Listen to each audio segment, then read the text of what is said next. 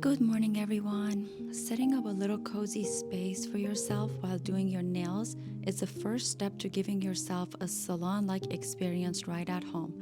I put a couple of things that I love, like a candle, a little cozy video on, and it sets the mood for me. Stay around to the end of the video because I'm sharing 3 daily tips and secrets that go way beyond this manicure video and are key to keeping hands looking flawless and fresh.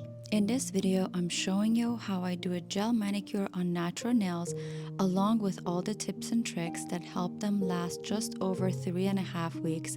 Absolutely no chipping, peeling, or cracking. As you can see here, my nails are in absolute perfect shape. They've just grown out a bit at the tip, so it's time for a fresh look. First, I like to set my station so I have everything at hand.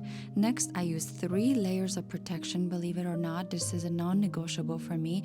UV and gel can be very harsh on your hands and your nails, so protection is an absolute must.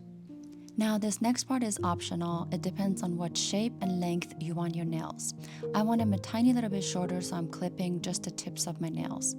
Then I go in and file them. I always file them while my nail polish is still on because filing can put pressure on your nail bed, so you want to make sure they're strong enough when you're filing them down. So I always make sure I have polish on before I file them down. Now, I always do end up making little corrections when my polish is off, but you want to make sure 80-90% of your filing is done while you still have your old nail polish on. Now, another layer of protection for me is a face mask. It's an absolute must. You don't want to breathe in the dust you're creating. A little filing is fine if you don't have a mask on, but for what I'm about to do next, I always wear a mask. Now, this part is also optional. You can remove your whole polish without the nail drill, but I found that this makes it so much easier and faster for me. Now, you have to be very, very careful when you're using it. I've been using it for a couple of years, so I'm very comfortable with it. You also want to make sure you're staying on top of it and only removing the top layer of the polish and the actual polish and not your nail. That can damage your actual natural nail, so you want to be very careful. If you don't feel comfortable, just use a nail file or a nail buff to only remove the top and then put acetone on top of it. Then I cut up some foil pieces and I use these jumbo cotton balls and I divide them into 5. I used to divide them into 2 and I found that they're very, very big and very unnecessary. So I think making them into 5, it makes them a perfect tiny little size for my nails.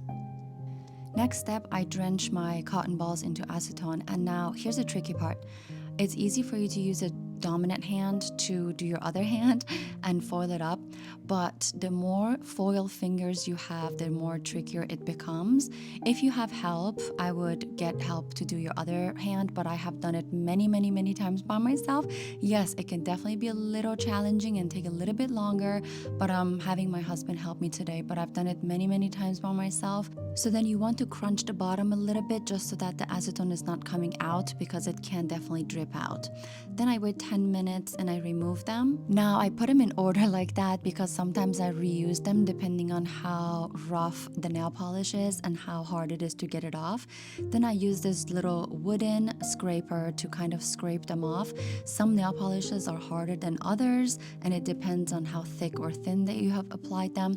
But sometimes they come off very easily and sometimes they don't. So I normally like to keep my little foil pads, and as you can see here, I'm putting them back on because I need like another minute or so to soak them in acetone. Then I go ahead with a nail buffer. Now you want to be very careful working on natural nails because you want to make sure you're not filing or buffing out too much. So I go very gentle movements just to take off the residue from the polish.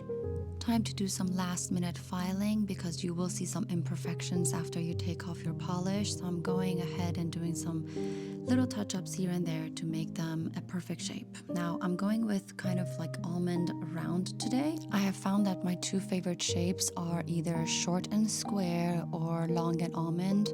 So you'll mostly see me with those 2 shapes. Then I go in with a bond, which is also a nail primer. This is going to kind of help everything stick together, and I wait about 60 seconds. Then I go in with the first layer of my base coat. Now, every time I apply a coat, I hold my hands upside down for a couple of seconds to let gravity kind of even out all the little imperfections that the gel has created on my nails. Everything I'm using in this video will be linked in the description box down below. Then I cure them for about 90 seconds. Time to put on the first layer of polish, and I think it's one of the most satisfying times. So as you can see here, they kind of look imperfect, but don't worry, once you cure them they will look different. It looks a little bit striky, but it will get fixed in the light. And every time I put a polish, I kind of close the ends. As you can see here, I'm closing the ends. That prevents it from chipping, and you're kind of locking all the layers in together. Then I cure that also for another 90 seconds. I also put a towel on top of my light for another layer of protection. I'm all about protection, because this can be a little harmful if you're using it so many times, and I honestly use it every 3.5 to 4 weeks. So I want to make sure I have all the layers of protection. I'm going in with a second layer and repeating the same exact process. Now this is kind of like a milky white, and it depends on what kind of look I'm going for. If I'm going for pearly white, I put one layer and then another layer, different color. But today I'm going with 2 layers of Funny Bunny. And then right now I'm going in with Bubble Bath for the 3rd layer to create a little bit of a milky pinkish color. Time for top coat. Now the top coat I cured for 290 seconds, so I pressed the timer again.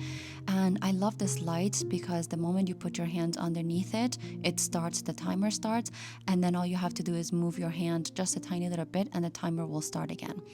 Now some polishes will dry automatically, some need a little bit of alcohol. I'm going in with 90% alcohol today to wipe it. I forgot to mention this really important part. After you buff down your nails, all you want to do is rinse it with lukewarm water. You don't want to put any soap or anything on your nails because then gel polish will not stick. Now, let me share my 3 little secrets that I do while I'm washing my hands with soap and water here. So the first thing I do is every single time I'm washing the dishes or washing anything, I wear gloves. Especially when you're dealing with dish soap, it can be very, very harsh on your hands. So you always want to make sure you're wearing dish gloves when washing dishes or anything else that I'm washing. I always wear gloves. The second thing is I always wear SPF every single day on my hands, on the top of my hands. That's an absolute non-negotiable for me as well. I have been doing it for many, many years. Just a little bit of SPF on top of your hands. The third thing is that I moisturize my hands 10 times a day, 15 times a day, depending on what I'm doing that day. If I have a lot of activities going on that day and I'm washing my hands constantly, I always have a lotion or a really nice hydrated cream in my bag, in my car, in my house, when I travel, when I go places. I always, always, always moisturize my hands.